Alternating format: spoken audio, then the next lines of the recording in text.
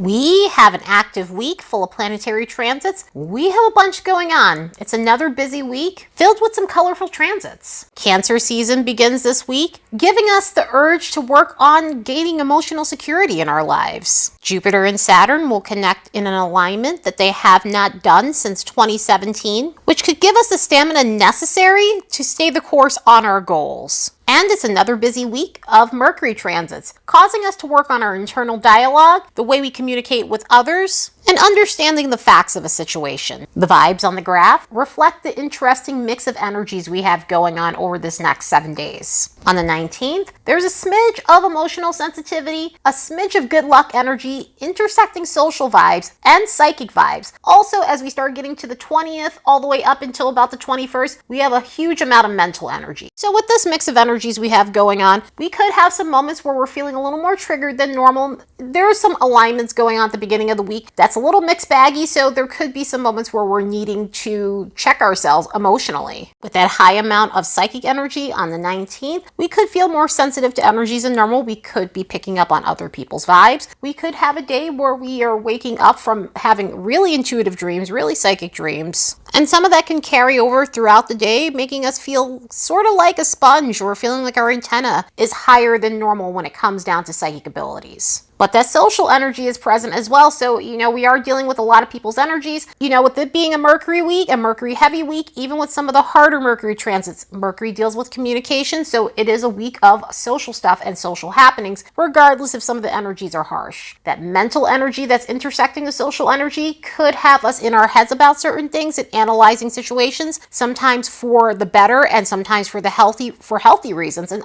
other times we may need to be aware of slipping into negative thoughts patterns. And as we get to the end of the week, from the 23rd all the way up to the 25th, romance is high on the graph, so is ambitious vibes, and that has a lot to do with some of the energies we're dealing with throughout this week. The ambitious vibes are great because we take action on what we need to take action on. Also, there's a lot of healing qualities about what's going on as we get to like Saturday or Sunday. But there is a smidge of imagination and confusion along with some psychic vibes because we do have a Mercury-Neptune alignment that could create moments of fog and uncertainty. So yeah, it's yet another colorful week. Let's look at the next bunch of days and see what we can expect.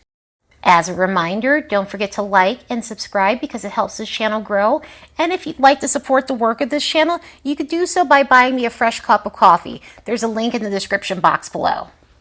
On the 19th, Jupiter is forming a sextile with Saturn. So this is one of those alignments that doesn't happen very often like we would have with the personal planets. This is one of those alignments where it's been about a good 6 years since we've had it. Last time this alignment occurred was August 27th of 2017. And the reason why it takes so long for these guys to sextile one another or make specific alignments to one another is due to the orbit of the outer planets being much slower. So the beautiful thing about this is it's sextile. And with sextiles, we apply ourselves. And these two planets coming together harmoniously gives us the best of both worlds of both of them. With Jupiter, this gives us the optimism that we need to go after our goals and chase luck. With Saturn, this allows for us to make this more concrete and constructive and ensure that we stay the course on whatever aspirations that we have. So we get the best of both worlds with this energy. We get to visualize our aspirations, our dreams, our hopes and wishes, but also put them into concrete form and stay the course and commit ourselves to the right opportunities. That way we get a return on investment later.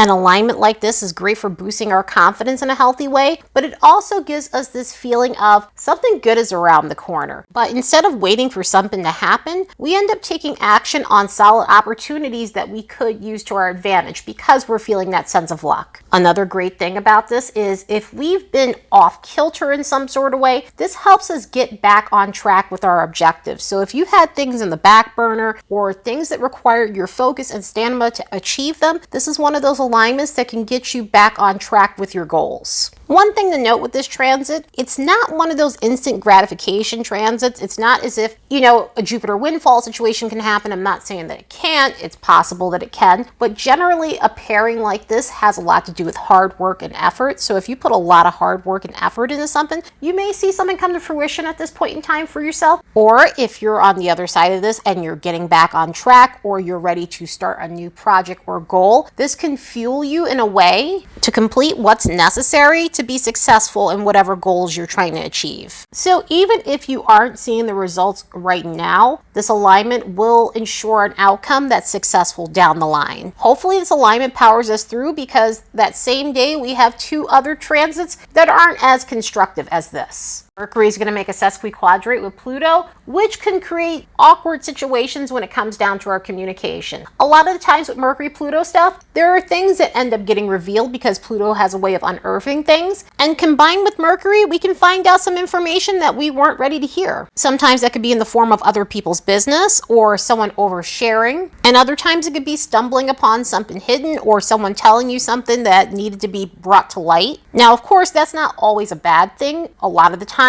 we need to hear what we need to hear. We need to hear the truth of a situation in order for us to do what we need to do to move forward or whatever may be going on. But one of the most challenging things about this alignment is it tends to enunciate situations with people who need to dominate conversations. So it could be a day of dealing with people who talk over other people or talk at people or overall try to command that the conversation is all about them. And so it can get a bit power struggly if you're dealing with people who have that type of personality. On top of that, on that same day, Venus is making a Sesquiquadrate with Neptune. And so this is another one of those revealing alignments where we end up seeing the truth about deceptive behavior in relationships. This happens to be a part 1 with Venus making a Sesquiquadrate to Neptune, because Neptune is going retrograde in the next week or so, around June 30th, and so this alignment will repeat itself as Neptune is coming out of its retrograde period. So pay attention to deceptive themes in relationships, because now that we're going through this period, it's going to be one of those times where we're starting to see the truth of things, especially with Neptune being in shadow and Neptune going into retrograde next week. Neptune retrogrades allow us to see the truth where we might have had rose-colored glasses on or we were in denial about something. And so this could be a very revealing time when it comes down to relationship situations where we need to accept the truth of the matter. On the 21st, the sun goes into Cancer. Happy birthday, Cancers! It's your season to shine with confidence. As we leave the ultra chatty, hyperactive vibes of Gemini, we shift to a softer approach that craves emotional satisfaction and comfort. Oh, and another thing to note about Cancer season is it brings us into the summer solstice. So happy summer solstice of 2023, everybody. We're now at one of the cardinal points. The cardinal signs open up each season: Aries for the spring, Cancer for the summer, Libra for autumn, and Capricorn for the winter time. And of course, I'm saying this from a northern hemispheric perspective since that's where I live. However, in the southern hemisphere, these signs do open up the seasons for them as well. Cancer season would be their winter time. Libra brings them spring, Aries ushers in the fall season, and Capricorn is their summer solstice. The cardinal signs are openers, and so under these signs, under these energies, we begin something new and fresh in our lives. Cancer season allows us to transition into summer mode, where our egos get a considerable boost from our personal lives. In other words, we truly focus on some of our close relationships through get-togethers and barbecues, beginning some of our vacations with loved ones, heading out to the pool or the beach with our friends, and overall just gaining satisfaction through being surrounded by the people we care about while doing fun things. Under this influence, our focus goes on what matters most, and a lot of that is the joy that we experience through the emotional security of our personal lives. So under this influence, we get a considerable boost by ensuring that our vibe is attracting our tribe of people that we can count on and offer us safety. This is why the Cancerian energy is associated with family, because it does have a lot to do with those connections especially, but it also has to do with the energies of people that we consider family. But speaking of relatives, that's a thing that gets a huge focal point under this energy. So there could be an enunciated need to reconnect with those energies. There can also be an enunciated need to work on making familial connections more healthy. And through that, it could be a time of healing generational baggage to foster better unions with loved ones and also heal the relationship that you have to yourself. This could be a time when we're nurturing ourselves, but also finding ourselves nurturing others, or receiving that same support from other people. One of the great things about this energy is it's good for uplifting other people's spirits. It's good for uplifting your spirits if you're receiving that from the support system that you have around you. So we could be in the mood to spread positive energy and bring a cheerful tone to other people's lives along with ourselves. This is because it's a very thoughtful energy and receptive to other people's emotions. So this could be a time where we're truly in tune with what others need and navigating those around us in the most healthiest way possible. Obviously, there's a slippery slope to this, which I will get to that when I speak about the lower expression, but in the healthiest sense of the word, this is great for considering other people. Because Cancerian energy deals with the past, this could be a time where we're going back to the past to research certain things, understand certain things, resolve certain things, and some of that again could be through the generational stuff, but also the great thing about Cancer energy is it gives us this nice nostalgia boost. So the urge to go back to things that we love that really left us in a cheerful mood could be more prominent than normal. If you're not going back to old pastimes, this could be a period of going antiquing, hanging out at museums, or researching an old archive to tap into your inner historian. So we might find yesteryear things more fulfilling than normal because of this energy. Mercury will be there next week, and so that's going to add to wanting mental stimulation through old pastimes. Now, of course, there's a lower expression as there is anytime there's a sign change. Anytime you have a planet pairing with a specific sign, you're going to have its positive qualities, its neutral qualities, and its lower qualities. And with this, when I was mentioning the nurturing part, you do need to be aware of nurturing to a point where you're depleting yourself in order to make other people comfortable. Under this alignment, you definitely have to make sure you're filling up your cup. Sometimes we fill up other people's cups and we forget to do that for ourselves. And with this energy, it's very easy for that to get depleted. Because of the fluctuating nature of this energy, Cancer is ruled by the moon, and like the moon phases, there can be a lot of shifts within this energy. So we have to be aware of our moods and other things that could be cyclical in our lives, because this energy has a tendency to be a bit off kilter when we're dealing with the lower expression. And also, we need to be aware of our reoccurring patterns that we're practicing. In other words, if we're practicing habits that are problematic and maybe passed down from a generational thing, or just habits that we have in general that aren't healthy for us, if we're repeating negative cycles, this could be a period where it seems more enunciated than normal, and we're getting the nudge needed to work on that. But yeah, other than that, Cancer season is always a welcome cycle. Let's use this time to nurture ourselves and the relationship to our loved ones. And right out the gate, as the sun enters Cancer, it's going to make a quincunx with Pluto, which could bring in a harsh tone for that first day of Cancer season. The problem with this energy is it tends to inflate situations with people with dominant personalities. We already had the Mercury stuff earlier with Pluto, and then now we're getting more Pluto stuff at the middle part of this week, which could create a lot of pressure in terms of dealing with people who are power struggling.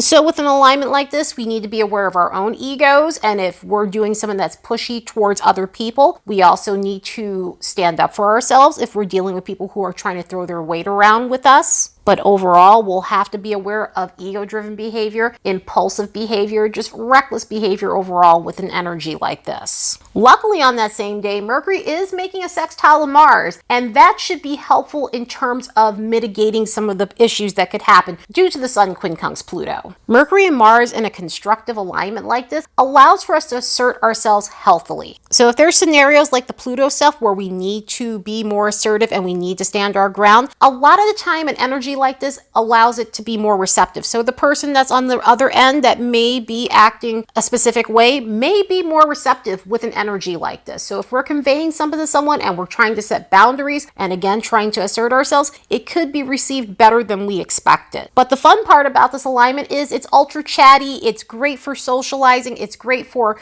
being energetic enough and having the mental bandwidth to communicate with other people and go out and enjoy yourself. So it could be a day where we're very open and receptive to communication, socializing, and mingling. The 22nd brings us another interesting mix with Mercury. So we have two Mercury alignments that aren't like the other. One is more constructive and the other one can have its moments where it could be uncomfortable. Mercury's going to make a sextile with Chiron, which could help us in terms of speaking more constructively to ourselves as well as others. The cool thing is about this week, with even some of the harder transits, we have some Mercury transits that could save the day. I mean, there are some Mercury transits that are harder, but there are some mitigating factors at least. An alignment like this promotes healing the conversations that we have with others. It has a feeling to it where there's a lot of damage control done in a situation that needs mending. Also, it could be a day where we're finding better strategies in terms of working on our own internal dialogue. Because sometimes we all go to an unconstructive place in our thoughts when it comes down to ourselves. Sometimes we say all the nice things to everybody else, but we're not as kind as we should be to ourselves.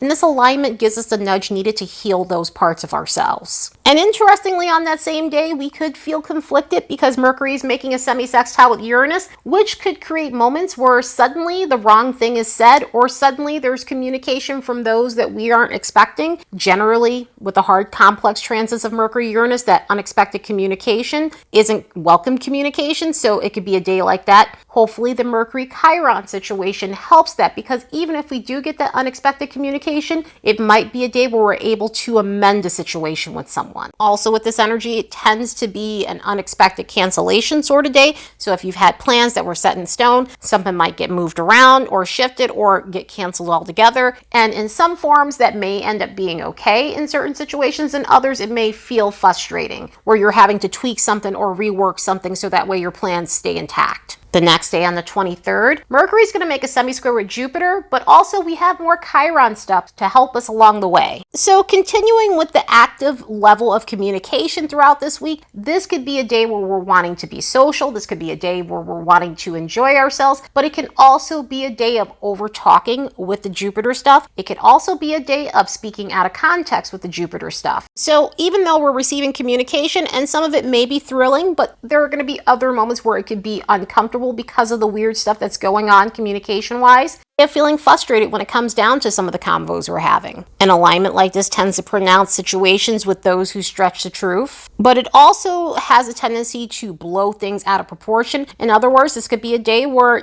maybe we're taking something small and making it into something bigger than what it is, or someone is misunderstanding something that we messaged them and they're blowing it up to be more than what it really is. But luckily on that day, Mars is making a trine with Chiron. Mars has been active in very constructive alignments through this week, but also Chiron has been adding to that constructiveness that we really need. So this could be a day where we're an active participant in our healing process. We could be researching ways to better ourselves, to improve ourselves. It could be a time of healing from Mars things. Mars things being sometimes that is aggression, and other times it's not asserting ourselves. So this could be something that we find ourselves working on that day. Also, since Mars deals with our sex drive, it could be a day where we're working on that as well, or we're feeling restored intimacy-wise, romance-wise, libido-wise. It could be a day of healing when it comes down to those things. So even though we got the Jupiter stuff going on that day, it could feel like a cathartic release with this energy of Mars and Chiron. On the 25th, we end the week with another Mercury transit, and this is not the most constructive Mercury transit. Mercury's making a square with Neptune, and so this is where we were seeing a smidge of the imagination and confusion and the psychic energy, because those energies tend to blend with each other when we're having a harder alignment of Mercury and Neptune.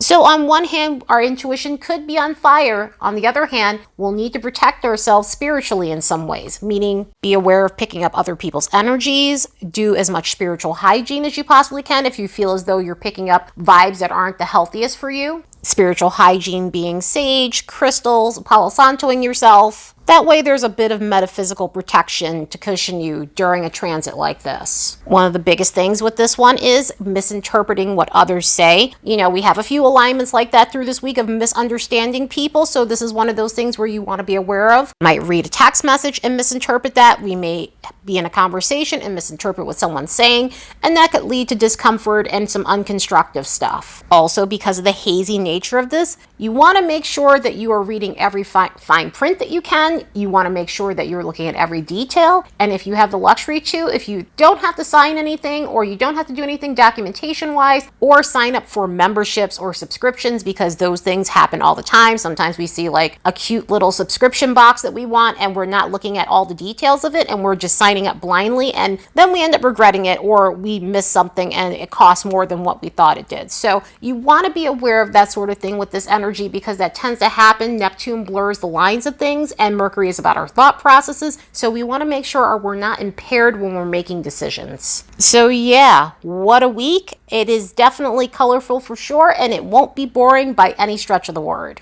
Anyway, I hope you all have the best week ever. Later, and see you in the next episode.